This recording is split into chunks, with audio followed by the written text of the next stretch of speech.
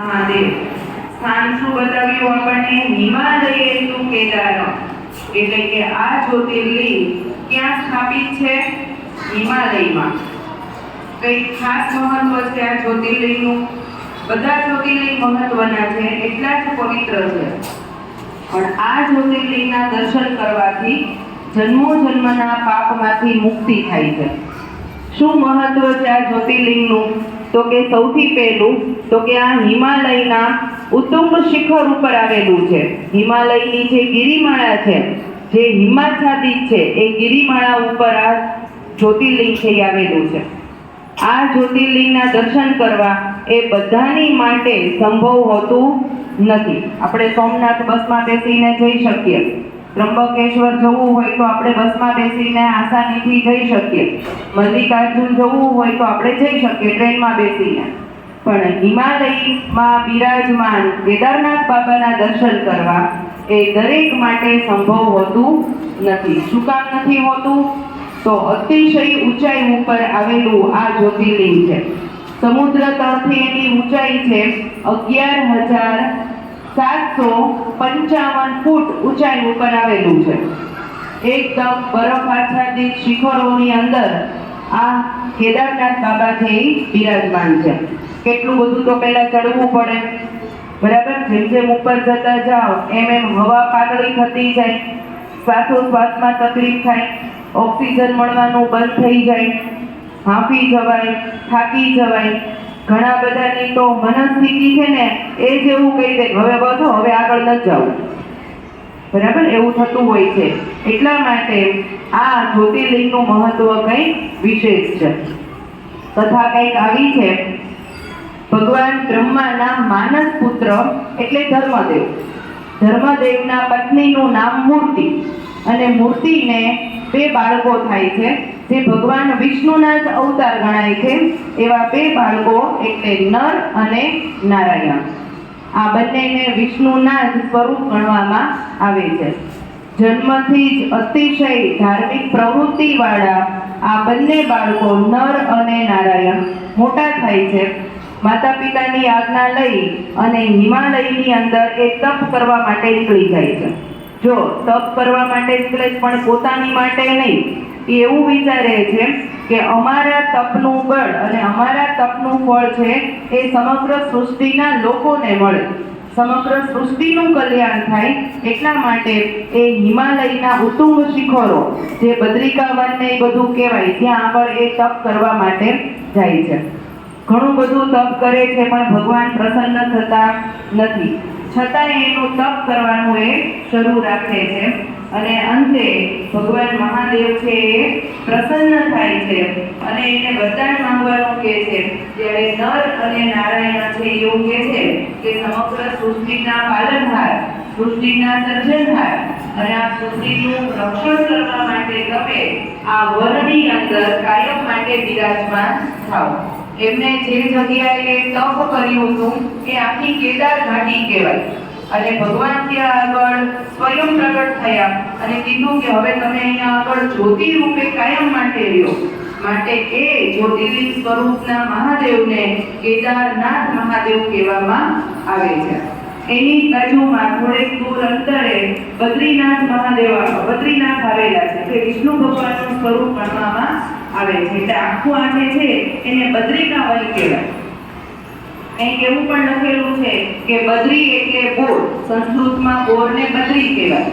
તો એવું માનવામાં આવતું કે ત્યાં આગળ બોરના વન હતા, એટલા માટે પણ એ જગ્યાનું નામ શું પડ્યું છે? બદ્રિકાવન એવું પડ્યું છે. પણ એમના તપથી આજે પણ આપણને કેદારનાથ બાબાના દર્શન છે એ થાય છે. કેદારનાથનું મંદિર જ્યોતિ સ્વરૂપે તો ત્યારે ભગવાન પ્રગટ્યા, પણ ધીમે ધીમે ધીમે એ મંદિરનું સ્થાન છે એ ઉત્પત્તિ થવા લાગી.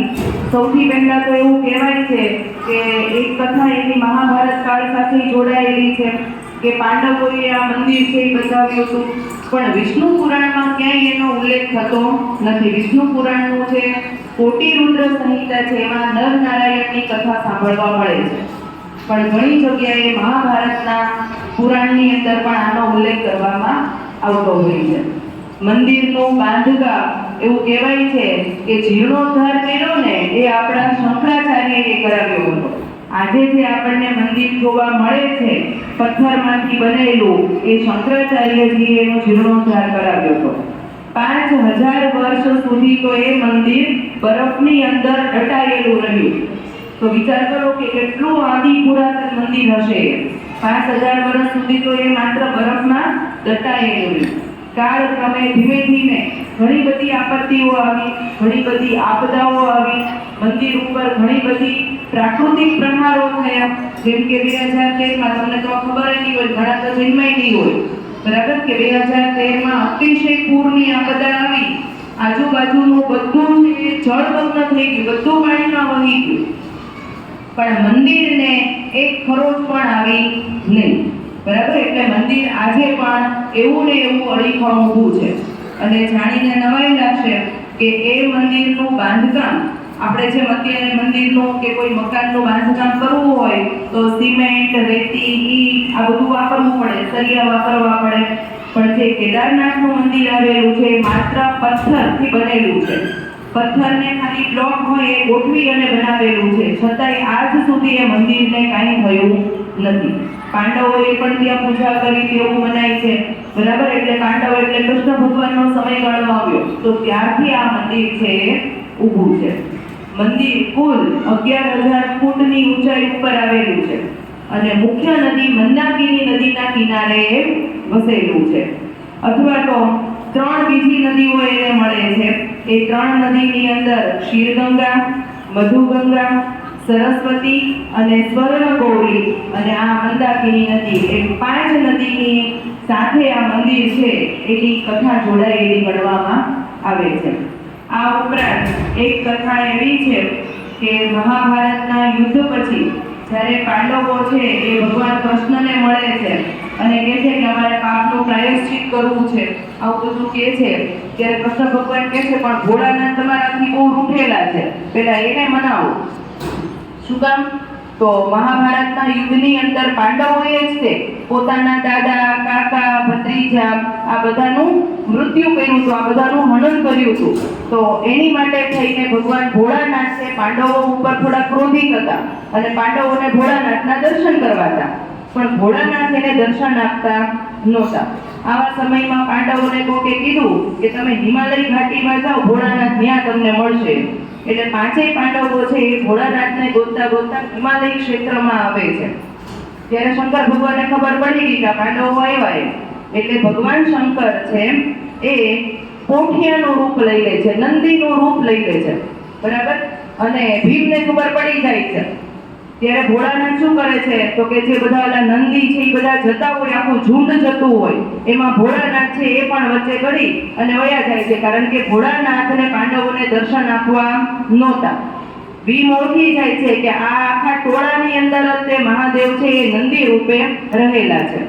એટલે ભીમ છે ને એ એક આઈડિયા કરે છે, 2 પગ છે એક શિખર ઉપર ટેકવી દે છે અને એમ કહે છે કે જે સામાન્ય ઓલા બળદ હશે એ મારા પગની નીચેથી વયા જશે, પણ ભગવાન મહાદેવ છે એ નીચેથી જશે નહીં. એવું જ થયું. બીજા બધા જે સામાન્ય બળદ હતા એ ભીમના પગ નીચેથી નીકળવા લાગ્યા, પણ ભગવાન મહાદેવ છે એ છટકવા લાગ્યા એનાથી. અને ભીમને ખબર પડી ગઈ કે આ ભોળાનાથ છે, એટલે ભીમ એને પકડવા જાય છે. પકડવા જાય છે ને ત્યારે એની ઉપરની પીઠ હોય એ ભીમથી પકડાઈ જાય, બાકી મહાદેવ છે જમીનમાં સમાઈ જાય. એનું મોઢું, એના પગ, એની પૂંછડી એ બધું ક્યાં સમાઈ જાય? જમીનમાં. ઓલો ભીમે એની પીઠ પકડી રાખી હતી એટલે માત્ર કયો ભાગ બહાર દેખાણો? એની પીઠ વાળો. તમે જોજો કોઈ બળદને જુઓ એટલે એની પીઠ વાળો ઉસેલો ભાગ હોય, બરાબર. એટલે પીઠ છે એ બહાર રહી ગઈ. આજે પણ જો તમે મોટા થઈ અને કેદારનાથના દર્શન કરવા જાઓ કે કંઈક મોબાઈલમાં ફોટો જુઓ તો કેદારનાથ શિવલિંગનો ફોટો છે ને એ શિવલિંગ આમ ગોળાકાર હોય, બરાબર. જ્યારે કેદારનાથની શિવલિંગ તમને એવું લાગે જાણે પથ્થર પડ્યો છે.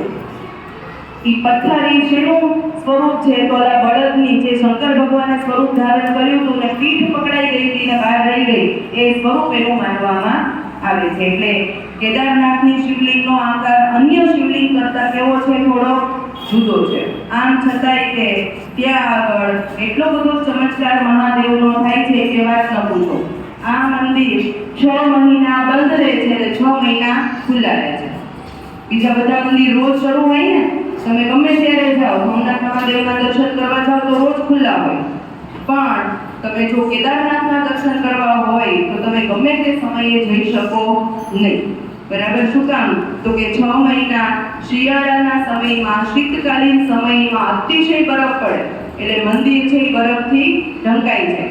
ભગવાન મહાદેવને પાલખીથી નીચે ઉતારવા પડે અને મંદિરના કપાટ બંધ કરી દેવામાં આવે. અક્ષય તૃતીયાના દિવસે મંદિરના કપાટ બંધ થાય અને જ્યારે આપણે દિવાળી પછી ભાઈબીજ આવે ત્યારે મંદિરના કપાટ છે શરૂ થાય, બરફ હટાવવામાં આવે અને મંદિરમાં પૂજા અર્ચના કરીને નવેસરથી 6 મહિના સુધી દર્શનનો લાભ આપવાનું શરૂ થાય. જ્યારે મંદિરના કપાટ બંધ કરવામાં આવે ત્યારે ભગવાનની પૂજા કરી, બધું ચોખ્ખું કરી અને ત્યાં એક દીપ પ્રજ્વલિત કરવામાં આવે અને ભગવાનને પાલખી દ્વારા નીચે જે બરફવાળો વિસ્તાર ન હોય ત્યાં લઈ જવામાં આવે. પણ એવું કહેવાય છે કે 6 મહિના પછી જ્યારે ફરી પાછા મંદિરના કપાટ ખોલવામાં આવે ત્યારે તે દીવો છે એ પ્રજ્વલિત હોય અને રોજ પૂજા થતી હોય એવો જ મંદિરનો ભાવ જોવામાં આવે છે. એટલે મહાદેવનો ચમત્કાર પણ ગણવામાં આવતો હોય છે. તો આ હતી ભગવાન કેદારનાથ બાબાની કથા. બોલો કેદારનાથ મહાદેવની હર હર. ઓમ નમઃ